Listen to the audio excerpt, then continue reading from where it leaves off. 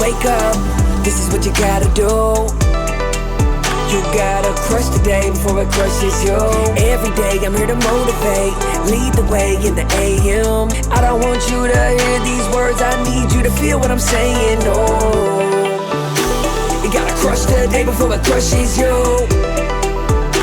You gotta crush the day before it crushes you. In the building, Jimmy Wilson, motivation's coming, I can feel it. First thing that you need to do is crush the day before it crushes you.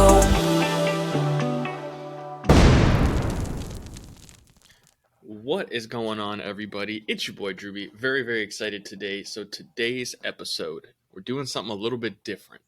I've been talking to my team, my production managers, and they're like, hey man, your episodes are good. We're getting a lot more viewers, but you know what might be cool is what if you brought in some people and you let them talk about how they are crushing their day, right? Now that we've had a movement, this has been going on for 4 years now. We've had the Crush the Day Before It Crushes You movement. The trademark has been set. The podcast exists. Like, why not bring in some people and get excited about what they're doing to crush their day? So this episode, super duper hype. I'm not getting too crazy because I don't want to blow your eardrums out, because I know some of you are like listening to this thing first thing in the morning. But this gentleman and I have been connected since I started my entrepreneurial journey. He has been in the Apex program with me before I was even a client. I watched him join, and he was someone who I watched from afar and saw what he was up to, saw that he was a real person getting real results from within the community. And I used that kind of like my Google review before I decided to make this commitment and to be a part of it. And so there was a moment where he and I had flown down to an event here in Texas back in February of 2019. And we had done the event for the day. And then we were sitting up in the Break Free Academy headquarters, which was back at a different location then. We're currently just now getting moved into the new building.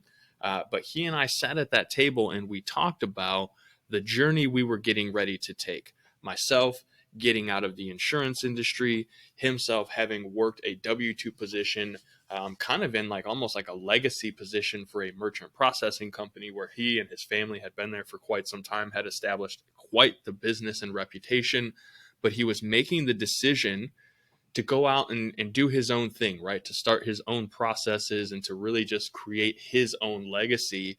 And so I'm super honored to have him as our first guest for this show.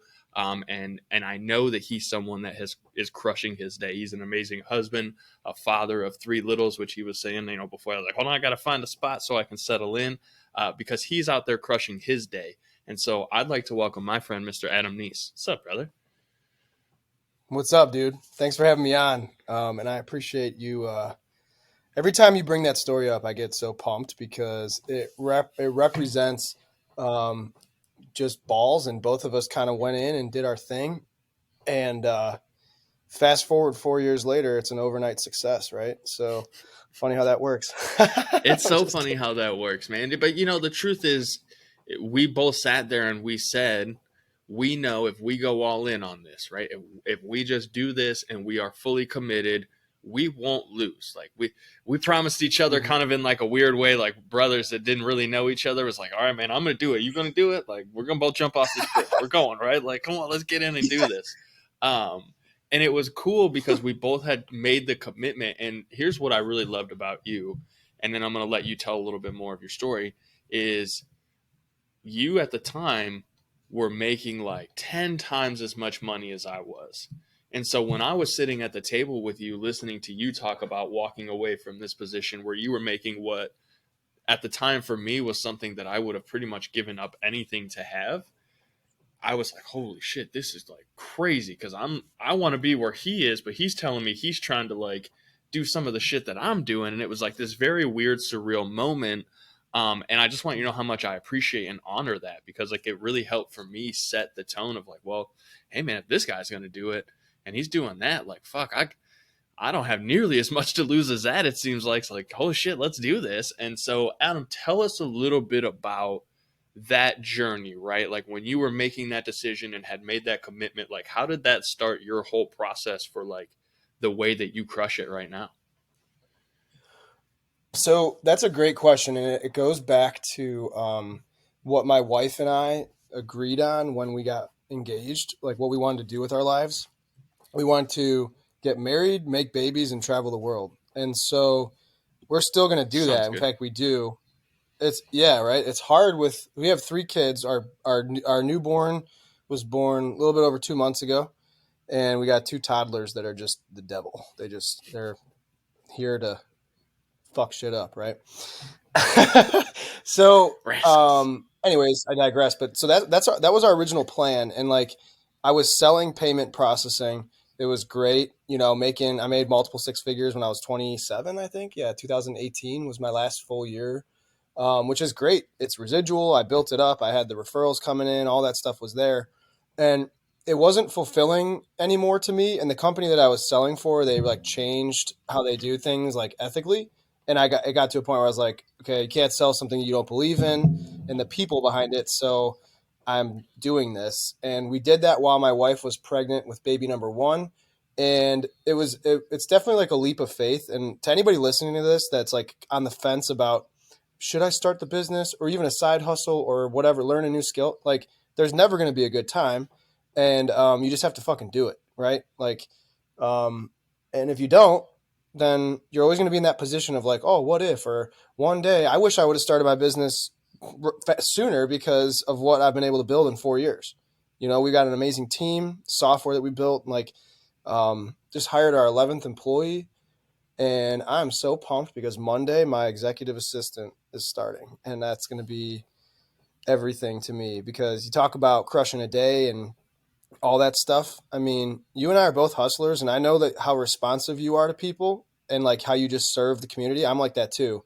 And when you have access to a lot of people and vice versa, you find yourself doing things and being stuck and dragged out like through the mud, basically with just too much traffic. And she's going to take over a lot of that for me. And it's going to allow me to focus more in on like what I need to be doing every single day that serves my family, myself, and scales my business. That's it. I love that. And that was one of the questions I wanted to ask, right? So my goal for these interview episodes is that, there's probably 50 or 60 people that listen on a daily basis. So shout out to all y'all listeners. Make sure you're telling your friends, right? So keep paying attention. I love y'all. I appreciate it. But I want to make sure that we're sharing some tactical advice, right? Some things that you've actually had to like go through and figure out the hard way and then implement and then fine tune to where now you're like, hey man, if I didn't have this specific thing in my day or my routine or in my life, I would fall apart. Like if you could pinpoint, one specific routine or thing that you've really had to adjust, it's like, that's my pivot point for crushing the day. What would that look like for you? My workout, hands down, with no questions asked. It's my workout. And it's always about a little bit more than an hour. And my wife and I just started doing this like a month ago. So I mentioned my baby's 2 months old, and we got our asses handed to us in month number 1. Just because it's a big adjustment. We both stopped working out. We were drinking more because she could finally drink alcohol, which is great. I love having some champagne with my wife and just chilling. But we both got really, we're sleep deprived, taking care of these kids, wiping all these butts all day long. And like, you lose yourself in that. Right. But when you go work out, you find yourself again and you spoil yourself. It's like the 1 hour of the day that you get to be totally selfish, and it's fucking incredible. I love that. So if I don't work out, then the rest of the day is shitty. And what we did was she and I really adjusted. Like, I own my business, so I own my day, my schedule, whatever. I like to wake up and be with my family uninterrupted to start the day. So the kids wake up somewhere between like 5:30 and 7. And, we do breakfast, get them ready. And then she takes them to school, all 3 of them, to drop off the oldest one. When she does that, I go get a lift or I go run. And then by the time she gets back, I'm almost done. And then she goes and gets hers in, which is cool because we both serve each other through serving ourselves. That's kind of how we do it. And I get pissed if she ever, things come up. There's like kids' doctor's appointments. Yesterday was that was what happened. So she didn't actually get a workout. And I was like, I'm kind of pissed at you. Like, you didn't do that. So for both of us, that we look at it like we owe it to ourselves and we owe it to each other, because right now she and I are just going through the grind. It's a fucking war. And we're very hands-on with our kids and our business, And so we just got to take care of ourselves, working on delegating more things. And I'm going to convince her to get a house manager pretty soon here. I like that. She's too proud. Yeah, well, hey, everyone has a value in the things that they do, right? And for certain women, wives, spouses, whatever, that value comes from being the homemaker. And so we've talked about, and we have people in our circle that talk about the value of your time, right? How much per hour? What are you doing? Where are you spending your time? And that's one of those things that you're like, yeah, but babe, for $20 an hour, I can hire the best in the city to come and clean our house and do all the things. And it's like, you don't always recognize this. And the 5 Love Languages was a great book for me to understand this. But like, to you, that's $20 an hour for some shit labor job. But to her, that's a $25,000 an hour job that not one human on the planet could replace. Because exactly. no one that'll do it like her. It is. It's an act of service.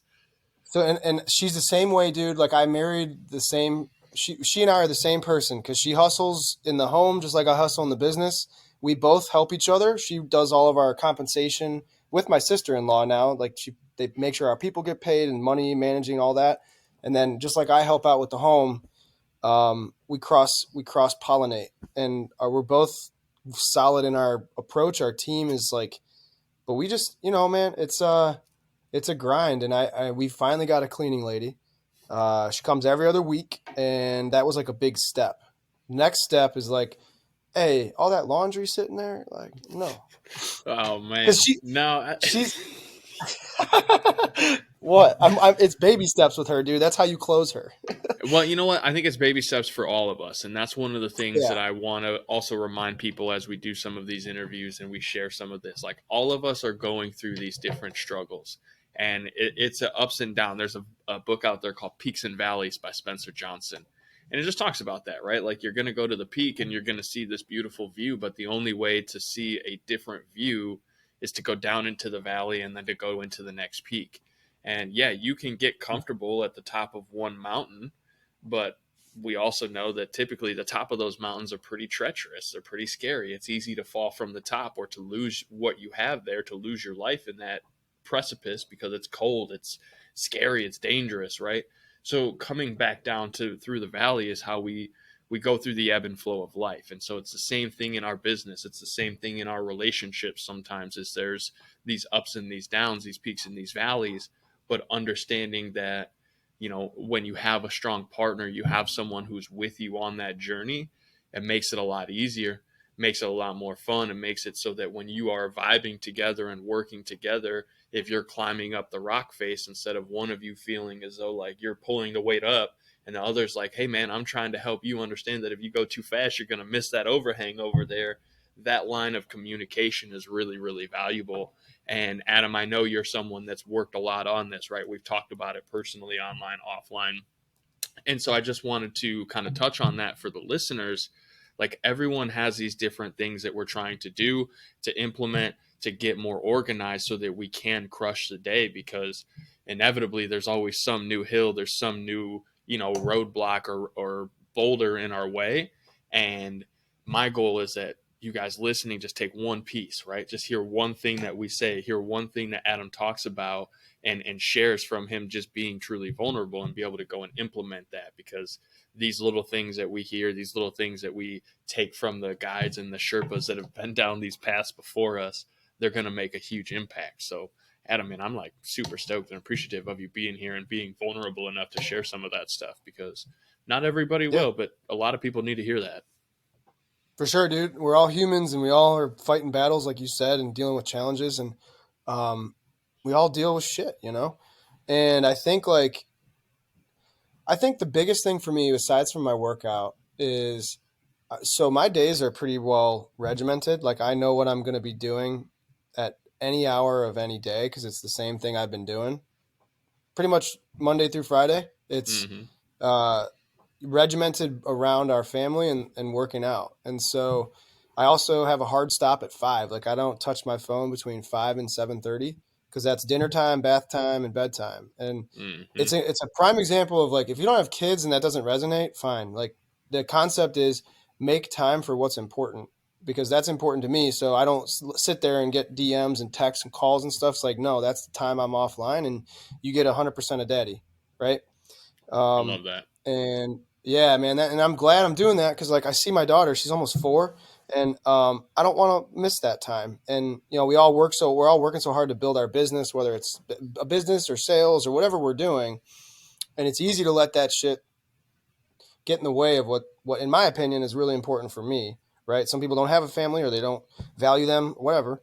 I'm just not going to miss what's important, and it forces me during the times that I am working and being productive, like I don't waste time anymore, and I have no problem like telling people, hey, sorry, I'm not going to do that, because I've that simple activity of unplugging every day has made me value my time more than I ever have.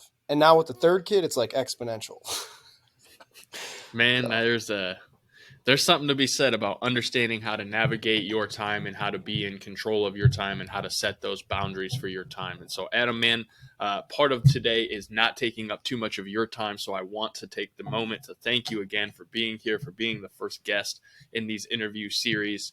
And really, man, just for being an inspiration to me and being someone that I look up to when I'm thinking about how I want to crush the day, because I've seen you do it from the get-go. We sat at that table. We made these promises to each other that we didn't even know we were building this, this friendship and this long-term growth together. And so I want to thank you. I want to remind the listener, if you want to know more about Adam, I mean, he has an amazing business. He has an amazing life. He's sharing stories and putting out great content. He's got a best-selling book that's out there on Amazon. Go find him, Adam Niec, Niec, right? Yeah, nicely done. Yep. Yeah. All right. Make sure you guys go find him on social media, follow him, grab his book on Amazon. And most importantly, don't forget, go crush the day before it crushes you. And we'll see you guys on the next one. If you enjoyed this episode, be sure to go back and check out all the previous episodes. Make sure you subscribe and share this podcast with other like-minded, success-driven individuals who want to crush it. Check the show notes and grab your Crushing the Day swag over at crushingtheday.com.